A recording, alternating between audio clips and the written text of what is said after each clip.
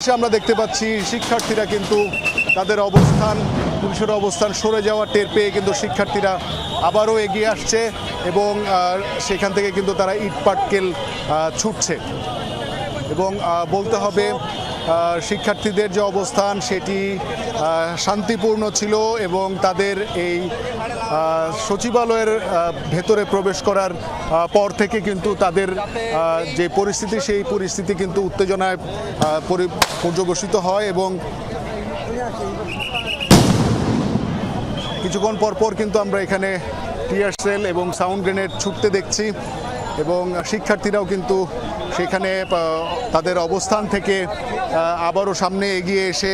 পুলিশকে লক্ষ্য করে কিন্তু ইটপাটকেল নিক্ষেপ করছে এবং সেই অবস্থান থেকে বলতে হবে যে পুলিশ সদস্যরা কিছুক্ষণ আগে তাদের যে অবস্থান